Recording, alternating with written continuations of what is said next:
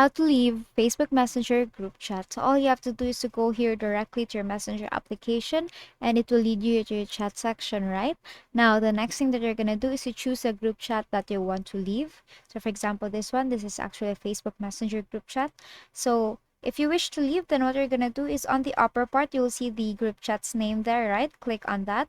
And here, it will lead you here to the chat settings or the group chat settings. So scroll all the way down up until you see the privacy and support section here, where you can see read receipt, block a member, report, and then leave chat. Now, to be able to leave the chat, then just simply tap on the leave chat here, and it will ask for confirmation. This conversation will be archived, and you won't be able to get any new messages from this group chat. And then tap on leave if you wish to leave the group chat, and basically that is it. That is how you leave Facebook Messenger group chat, and that is all for today.